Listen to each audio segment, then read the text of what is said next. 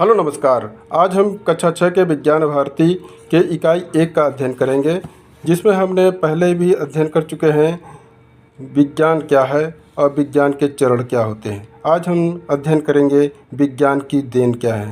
तो सबसे पहले आता है भोजन के क्षेत्र में। तो भोजन के क्षेत्र में देखते हैं कि विज्ञान से पूर्व हम मिट्टी का चूल्हा प्रयोग करते थे और उस पर जो बर्तन रखते थे उस पर भी मिट्टी का बर्तन हुआ करता था या फिर पीतल, जस्ता, तांबे का हुआ करता था। ईंधन को जलाने में भी हम लकड़ी का प्रयोग करते थे। कि विज्ञान ने भोजन के क्षेत्र में क्या दिया है। पहले हम लकड़ी का प्रयोग करते थे, किंतु अब गैस चूल्हे का प्रयोग होने लगा, यानी लकड़ी का प्रयोग ख़त्म हो गया, अब गैस का प्रयोग होने लगा। इसी तरह इंडक्शन चूल्हे का प्रयोग होने लगा, जिसमें गैस का भी प्रयोग नहीं होता। विद्युत का प्रयोग होने लगा, विद्युत ओवन का प्रयोग होने लगा। लकड़ी की जगह खत्म होकर गैस और बिजली का प्रयोग होने लगा। इस तरह से भोजन जल्दी भी बन जाता है और लकड़ी का इंतज़ाम भी नहीं करना पड़ता है। और तो और आगे आने वाले में सोलर कुकर का प्रयोग होने लगा, जिसमें आपको विद्युत और गैस का भी प्रयोग ख़त्म कर दिया है। प्रेशर कुकर भी विज्ञान की देन है। प्रेशर कुकर में भोजन बहुत जल्दी पक जाता है। अब हम आगे देखेंगे स्टील के बर्तन और नॉन स्टिक बर्तन भी विज्ञान की देन है और ये इसमें जंग नहीं लगते हैं। जंग की समस्या का इसमें निदान हो गया है और ये चमकीले भी होते हैं और इनकी जल्द सफाई भी हो जाती है, जबकि पारंपरिक बर्तनों में जंग लग जाते थे, जल्दी सफाई नहीं होती थी। इस तरह से हमने विज्ञान के क्षेत्र आने के पश्चात देखा कि भोजन के क्षेत्र में विज्ञान ने बहुत ही अप्रतिम योगदान दिया है और हमारा जीवन आसान किया। विज्ञान की देन अब हम कृषि के क्षेत्र में देखते हैं तो क्या पाते हैं। पहले कृषि के क्षेत्र में विज्ञान में हल बैल का प्रयोग होता था, किंतु अब ट्रैक्टर का प्रयोग होने लगा है, जिससे जल्दी जल्दी खेत जुताई हो जाती है। पहले सिंचाई के लिए रहट और कुआं का प्रयोग होता था, अब सिंचाई के लिए नहरें आ गई हैं, ट्यूबवेल हो गए हैं। पहले गोबर की खाद का प्रयोग होता था, अब रासायनिक खाद का उपयोग होने लगा है, जिसमें यूरिया, पोटास, फास्फेट का उपयोग होने लगा है। हालांकि रासायनिक खाद प्रदूषण भी पैदा करती हैं। पहले साधारण बीज का उपयोग होता था, अब उन्नतशील बीजों का प्रयोग होने लगा है, जिससे फसल पर्याप्त मात्रा में होती है। और इसके बाद हाइब्रिड फसल भी आ गई है, विज्ञान की ही देन है।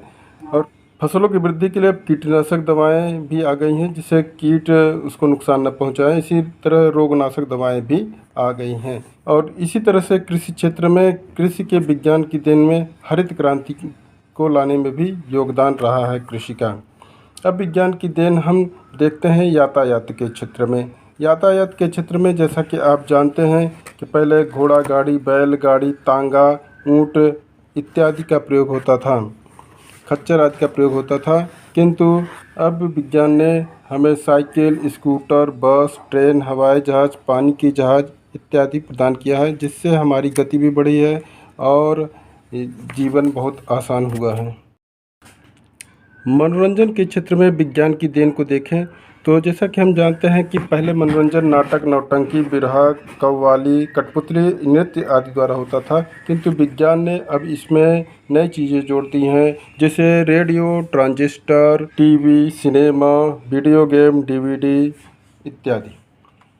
अब संचार के क्षेत्र में देखते हैं विज्ञान ने हमें क्या प्रदान किया है। पहले संचार कैसे होता था, संदेशवाहक द्वारा दिया जाता था, डाक द्वारा दिया जाता था, किंतु अब संचार के क्षेत्र में किसका प्रयोग होता है, टेलीफोन का, मोबाइल का, फैक्स का, ईमेल का, कंप्यूटर का, टेलीग्राम का, इंटरनेट का प्रयोग होता है।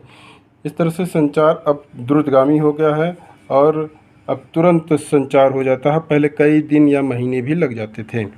विज्ञान ने चिकित्सा के क्षेत्र में अप्रतिम योगदान दिया है। देखते हैं कैसे। पहले की चिकित्सा कैसे होती थी, रोगों की जांच के लिए लोग नाड़ी देखते थे या अनुमान लगाते थे और जड़ी बूटी इत्यादि का, झाड़ फूँक का घरेलू उपचार किया करते थे, किंतु विज्ञान आने के पश्चात अब हर चीज़ का परीक्षण होता है, चाहे वो मल मूत्र परीक्षण हो, रक्त परीक्षण हो, और शरीर के आंतरिक अंगों की जाँच के लिए एक्सरे का प्रयोग, अल्ट्रासाउंड का प्रयोग, सीटी स्कैन, एंडोस्कोपी का प्रयोग होता है और दवाइयों के लिए एंटीबायोटिक, एनाल्जेसिक, एंटीसेप्टिक दवाओं का प्रयोग होने लगा है।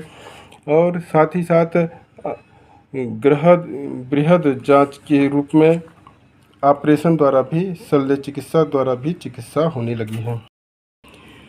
शिक्षा के क्षेत्र में भी विज्ञान ने अप्रतिम योगदान दिया है। पहले शिक्षा कैसे होती थे? गुरुकुल प्रणाली में होती थी और पारंपरिक साधनों का उपयोग होता था, किंतु विज्ञान के आने के पश्चात कई नए साधन भी बने हैं, जिसमें ओवरहेड प्रोजेक्टर, कंप्यूटर, इंटरनेट, दूरस्थ क्षेत्रों में योग्य शिक्षकों द्वारा गुणवत्तापूर्वक शिक्षा एजुसेट नामक शैक्षिक उपग्रह द्वारा दिया जाता है। और अब सरकार ने दीक्षा ऐप भी लॉन्च कर दिया है, जिसके द्वारा भी पढ़ाई करते हैं बच्चे और ई पाठशाला का उपयोग होने लगा है।